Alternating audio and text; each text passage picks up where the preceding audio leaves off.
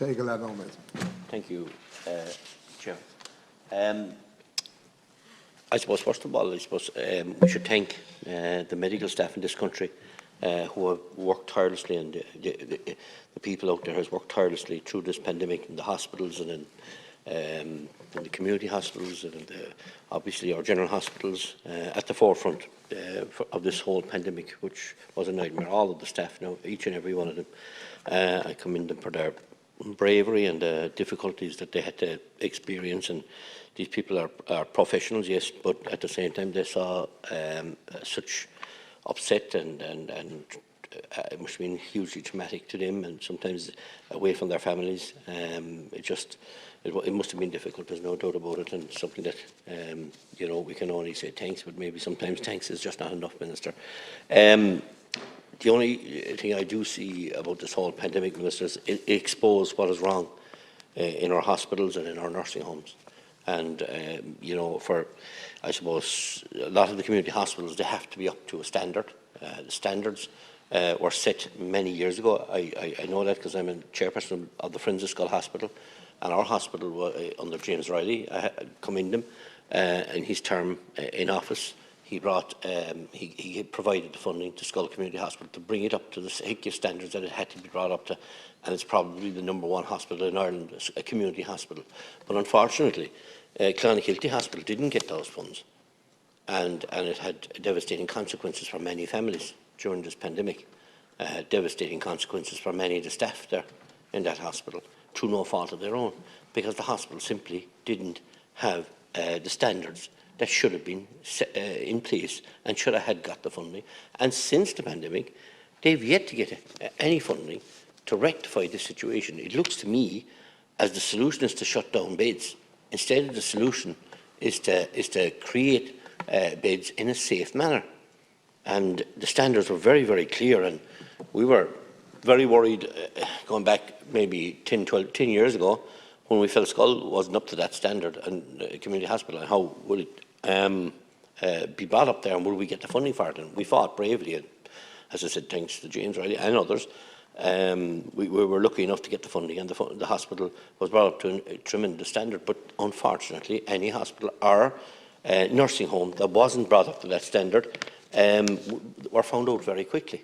And not alone the HSE has failed, but the government have failed to give the funding for Clonakilty Community Hospital. And I'd like, maybe you might be able to answer me, if not today, Minister, you might be able to come back to me and tell me, is the funding now provided to bring that hospital up to the standards, so that if there's a continuation of this pandemic or another pandemic, that the patients in that hospital will be given the respect that they deserve?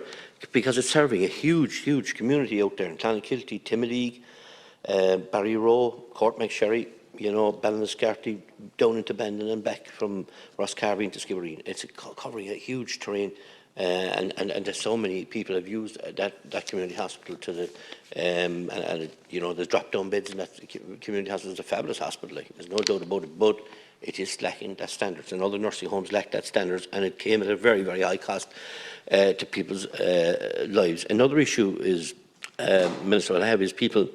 You know, I was talking to a lady last week, and she wanted so badly to go in to see her mother. And this is a case; it happens so often. And Bantry General Hospital, like others, you know, when there's extra COVID cases, they just have to close it to visitors, which I have to understand. That is the case, and no disrespect to the hospital, but there has to be some kind of a mechanism there for the families to communicate with their loved ones inside. There's nothing worse to be parted from your loved one. Let that be your mother, your father. And sometimes maybe they might have dementia, and the concern is, do they think they're being abandoned or left there? And the relief, you know, some lovely lady helped her inside in the staff to communicate with her mother, and it's only maybe 10 minutes. Surely there's a system in place that, even if it's not a medical professional, that someone can provide a person with a phone or a tablet and go to the patient and talk to the loved ones at home for that 10 minutes in the week. It's a small thing to ask, but it's a huge, huge thing for people that have loved ones inside that they can't get to see or can't, you know, and going on for so long that they don't get a chance to meet them. Waiting lists we're talking about 1 million people on waiting lists. This is an extra scourge basically on people who need hips, knees, you know, all different surgical procedures. And I think there's a solution there. There was a solution there to look at opening hospitals 24/7 in this country. We have to look at alleviating this, because if this pandemic ends, that 1 million people is going to go 1 million plus, 1,100,000, Where is it going to stop? And I suppose the last minute and a half, I have to look at the services that were lost and are being lost, Minister. And I spoke already today to the to the Minister, Eamon Ryan, in relation to the South Dock service in Castletownbere.